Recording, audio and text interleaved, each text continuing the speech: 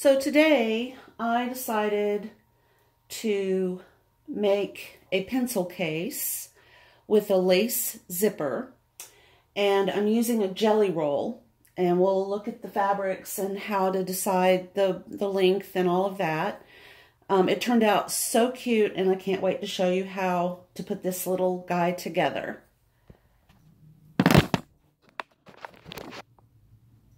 Well, that was unfortunate. Okay, so sorry about that. Wow, that was alarming. Okay, so basically what we need to do is we need to choose 3 of our pieces of fabric from a jelly roll. And I'm going to have to adjust this again. I realize it's not angled properly. There we go. Okay. So these are the ones I have remaining from all the little projects that I've been working on. And I'm kind of thinking the red zipper because there are a lot of reds in this colorway. What I have done with the completed project was I chose 2 lights and 1 dark. And I think I might do that again. I like the way it sort of fell together. So I'm kind of liking this paisley print. And I might go with the black dot for the center one. And then maybe one that will pull some of the teal from up here. I mean, it's just wild and crazy. But I kind of like that just for the interesting look. And I use a good 5/8 inch seam allowance when I'm sewing these 3 pieces of fabric together. So you kind of end up with a little bit, well, a lot more narrow look. But you do get a front and a back. And then the interior can be any lining fabric that you want to use. I have some baby whale corduroy daisy print. I was thinking I might use as the liner. I like the idea of a heavier fabric on the inside for kind of holding your pencils and pens. It's a little bit more absorbent. It is 100% cotton. I bought this on Amazon, goodness, I think a year ago. I can't really remember. Might have been 2 years ago. But it's just a lovely soft baby whale cord. And even though the prints really don't go together, at this point, I'm not real sure. We'll have to see what we think. I do have... No, I think I'm going to go ahead and do it. It won't really match that well, but, well, I don't know. We'll see. So we have decided on these 3 for this little pencil case. I think I still like the zip. And, okay, what I want to do now is remind myself my zipper length, which is exactly sitting at 12. I don't use the first little bits here or the last little bits there, but the entire zipper will be engaged in the project because that is a good length for pencils and pens and any other little things that you might need to put in a pencil case. All right, so with that in mind, what I need to do next is press out my, and I'm just going to leave them folded, but I kind of want to, oops, give them a little press. So there's our dark. And here is our floral.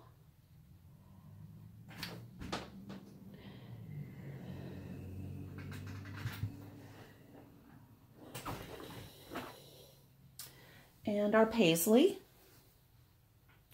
which you probably can't tell on camera, but it's a little wrinkly, so that'll be good for that. Okay, now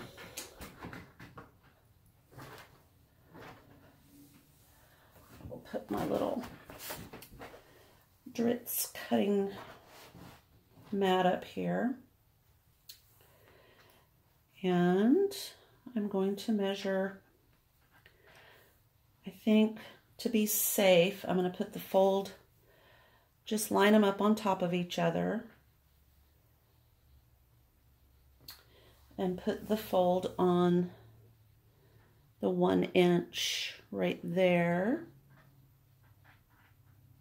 Make sure they're fairly straight. Okay, there's my on the grid, and if I can find, I don't know if you can hear that, we're having a rather large car, old car, vintage car show next weekend in town, and they are, even though I live on a road that ends at a dead end, we have quite a few excited car enthusiasts showing off their skills. All right, I'm going to cut this at 13 inches. Let's see, that's 12. And that gives me another inch to kind of fiddle with. And then I'll be cutting these in half on this fold right here. And I'm making sure that I'm lined up there. I'm on the 13-inch mark. And since I'm cutting through 3 folded pieces of fabric, I'm going to be real sure. I'm just going to do it several times and then keep my hand on my ruler and pull my fabric away, and that way I don't distort and then have to try to realign on this side. Okay, I'm going to save those because they're decent sized. And now I will get my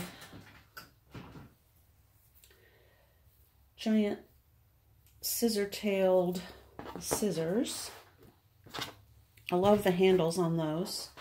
Kind of rubberized, but they're still very heavy, so I'm not likely to slip and make a mistake. I'm going to do this one at a time. There's a fold line where they were pressed, and I'm going to set this in on my scissors and just cut that right in half on all 3 pieces. I might actually, I've never been really good at this, but I've seen other people online doing it, so I'm going to try. Okay, there's one. And, okay, 2. All right, so now I've got all 3 cut into sections. Alrighty, I don't know why I feel the need to repress, but I do. Okay, well, it was kind of weird. All right, so this will be the top, the paisley. That'll be for the back one. And then we have our center dark, and that one will go there. And then this is for the back. And then the floral will be at the bottom. Okay. And so basically what I'm going to do is just stack. So I'll stitch a 5/8 inch seam right there. And that will become, the reason for that will become evident after I've put these 2 pieces together. There's a second step to the front and the back that I'll go into. And this, just keep in mind, this is just my design. It could certainly go a whole different way, but I did another step that I liked, so I thought I would share that with you. And I'm going to take you over to the sewing machine and we'll get busy. Okay, so I've got George set up. George is my sewing machine. with a GUTERMANN thread, both top and in the bobbin. There's my zipper foot for later. All right, I'm using just my regular setting stitch length, basic stitching. And I'm going to stitch straight down.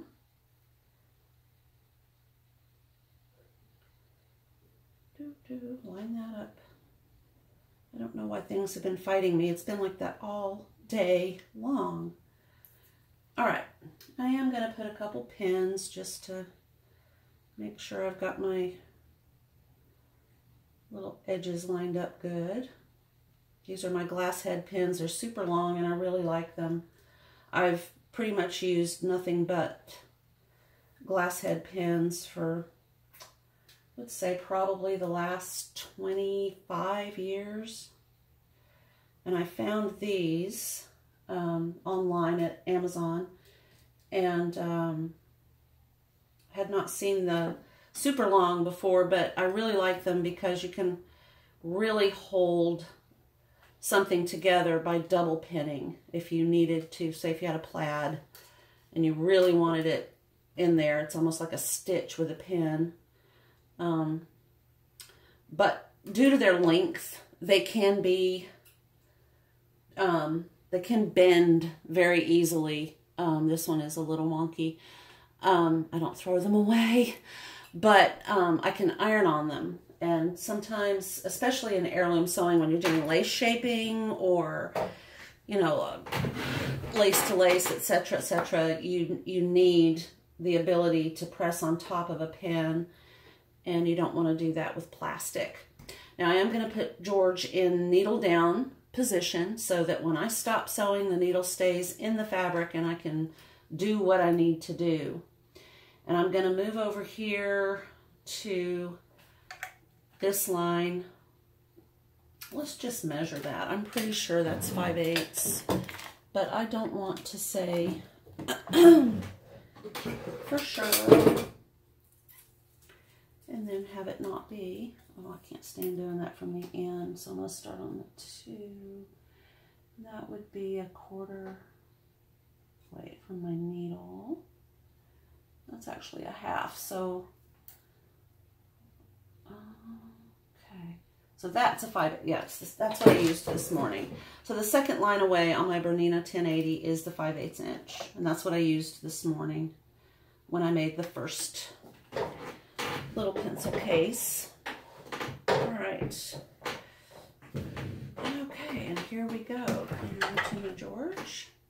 I'm going to hold my thread. I'm not pulling, I'm just holding it to kind of guide a little bit. Okay.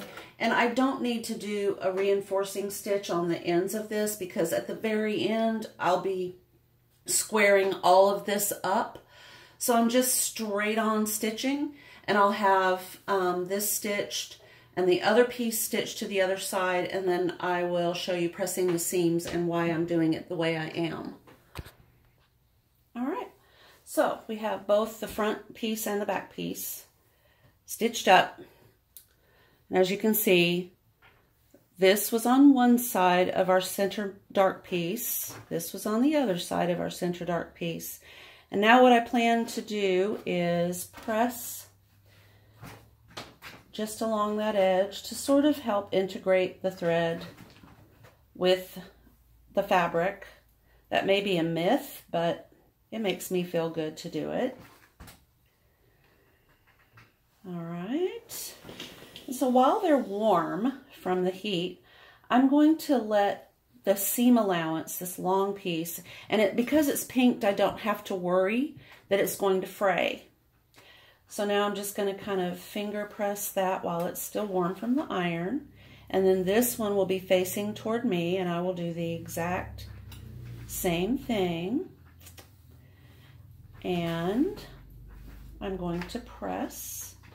I don't really want to, I'm kind of lifting my iron a little. I don't want to push and pull too much on the fabric. Sometimes these strips from Jelly Rolls can be a little wobbly when they get hot.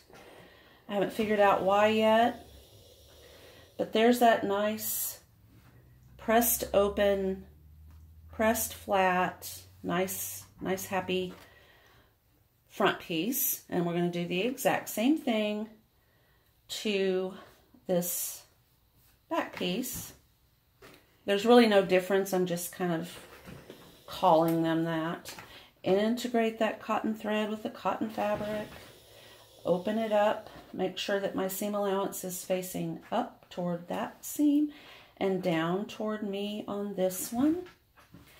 While it's warm, just kind of finger press a little bit and then just kind of move the iron to get that seam nice and open without really distorting the fabric fiber too much.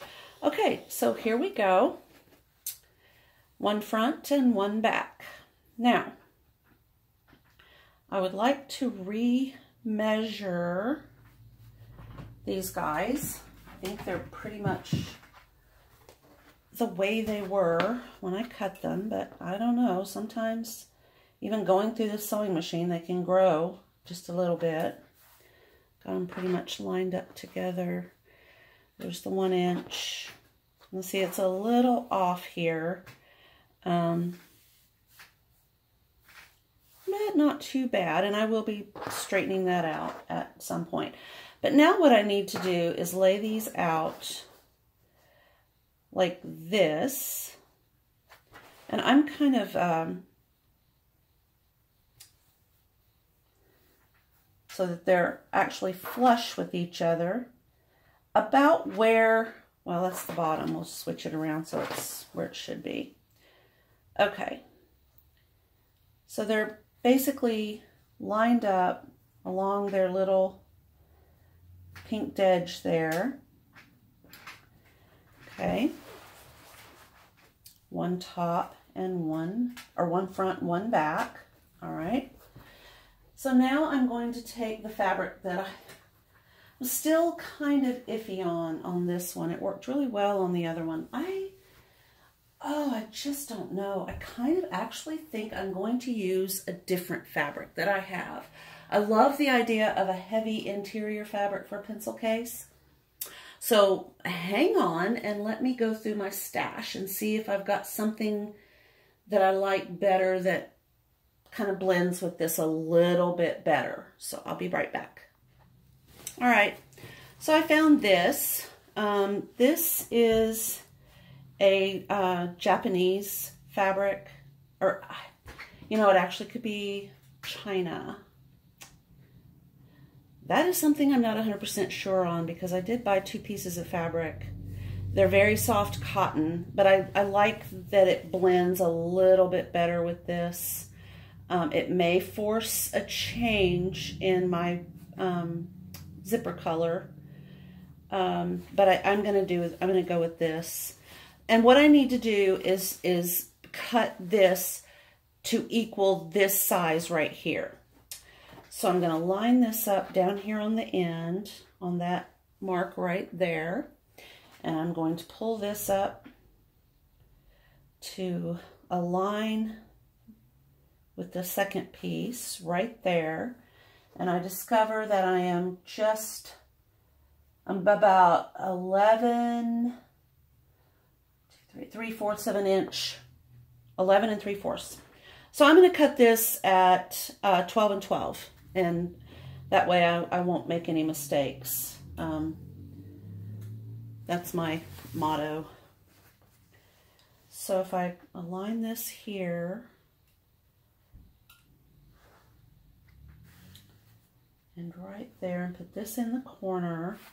I don't want this project to be too fiddly. I want it to be kind of fun and carefree and just not too fiddly. So I'm going to cut along this line. And by fiddly, I mean, you know, having to measure. All right. I'm going to turn this guy toward me. I'm going to leave that there because this is lined up nicely. Hold it. Probably should have pressed out the wrinkle right there. Find that measurement that I had. It was 11 3/4, and I think I'm going to just go with the 12. As you can see, I'm not allowing myself to get too fussy with my cutting. I do have to do some trimming on this when I get everything kind of to that point where you're putting things together. But this was a piece of fabric that I wasn't really sure what I was going to do with anyway, and I still have a nice little piece right there. I would never discard this. Okay. Now, I will press the lining. My iron is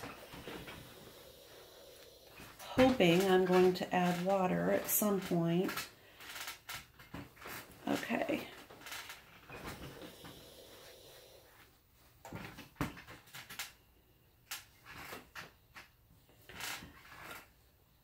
If I wanted to wait a day on this project, I could at this point spray this piece of fabric with Scotchgard. It's one of my favorite little tricks for things that get used a lot and might get pencil marks or ink.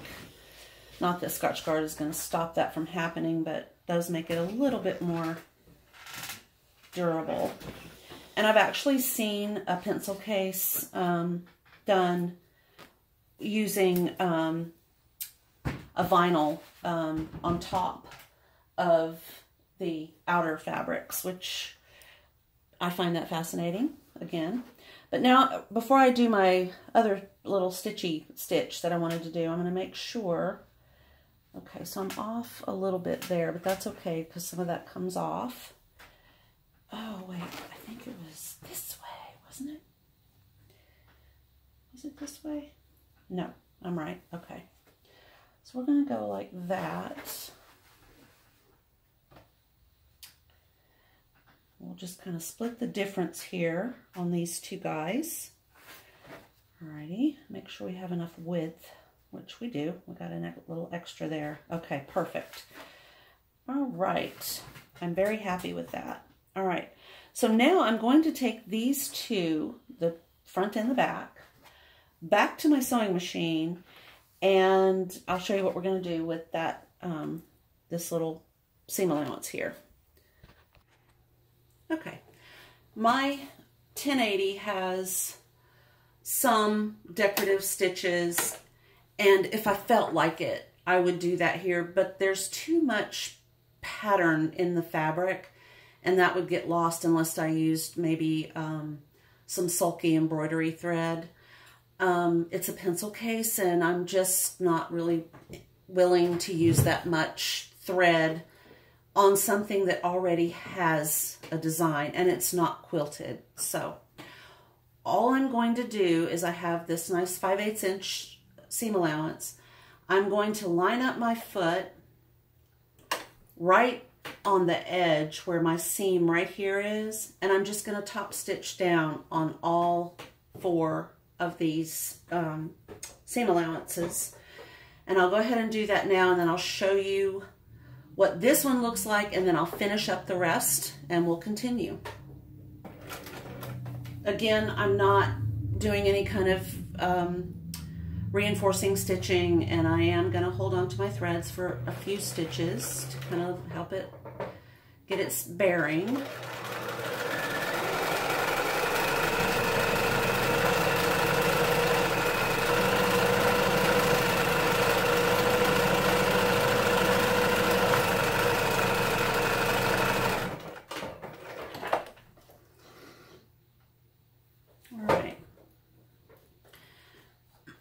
Because my thread is dark, you can't really see that very well. I'll throw the outline on it there. Maybe, I don't know, that's not going to go into focus maybe, but you can kind of see a little bit of it there. Once it's put together, it just kind of gives it a more finished look. in my opinion. It might be an unnecessary step, but I just didn't want that hanging out, and I didn't want to lose that pinked edge. I just have an affinity for pinked edges. So I'll finish these up and we'll come back for more. Okay, so now we've gotten to that fun little part. I'm going to push George out of the way. And this, there's my threads. Come on, George, move. All right. So what we're, at this stage, we have our lining piece. And what we're going to do is, I decided to split the difference with my lining fabric and my top fabric. And I can kind of eyeball that right there. I don't know if you can see that. There's a little bit of an overhang on both ends. Okay, this is all going to be squared up on the cutting mat when we get this part finished before we continue. So the top piece goes along this raw edge right here, and I am going to pin this so that it's nice and straight. And I'm going to continue using a 5/8 inch seam allowance here so that my jelly roll strips are the same width. Okay, so I have this side pinned on. That pin's kind of wobbly. I'm not going to pin the other side yet because I don't want to get stabbed. And bring George back over, and we're just going to run a 5/8 inch seam right down that edge.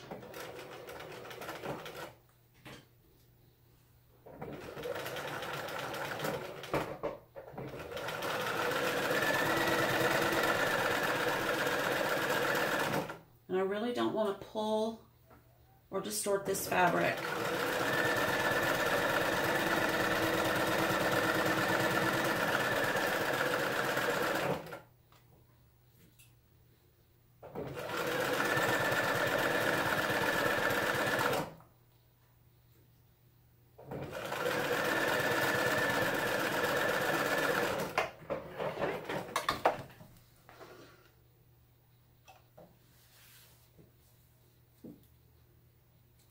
Those threads, and we're going to take a look at this. There we go. This will be where we apply 1/2 of our zipper. This will be the top on one side. So going back to the other half, we will do the same thing, making sure we've got the top lined up here. We're going to split the difference, and I'm going to kind of measure to see if I've got them about the same lined up on that piece of fabric that I'm using as the lining. And yep. Okay. So make sure that that's right there. Pin it again to keep everything together, because as soon as you put two different pieces of fabric, I don't know about your luck, but it seems like my luck seems to shift and everything sort of falls away like this is trying to do. Start that over again.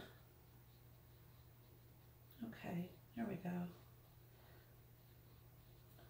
It just takes patience. All right. Are we still, yeah, we're pretty good on that. All right, that looks a lot better to me. Before it can move, I'm going to pin it as quickly, but as carefully as I can. There we go. All right, we're going to stitch that 5/8 of an inch. Make sure our thread is long enough. Okay, looks like it is. And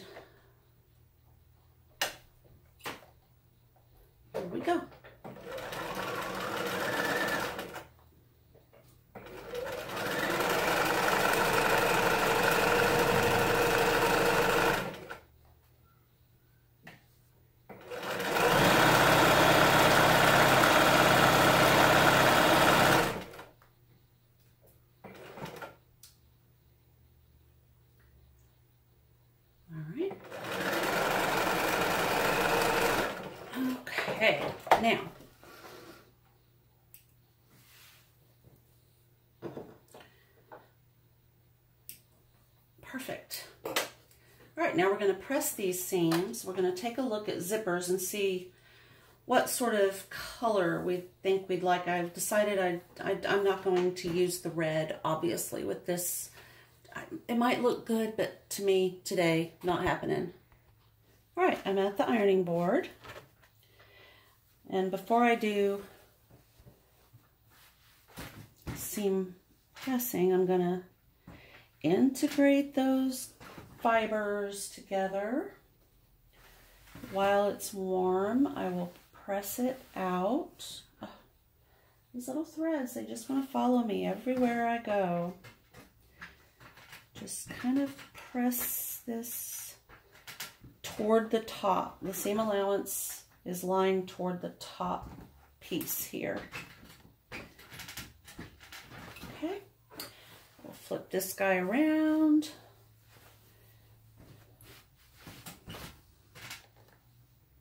Get that good and warm. Flip it over. Make sure that seam allowance is going up.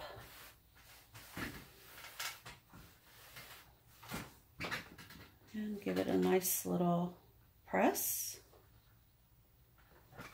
Okay. Now, what we are going to do next is a little unintuitive. It's starting to look a little weird at this stage, but eventually it will make sense. So now I'm going to press this seam down on top of itself like we usually do.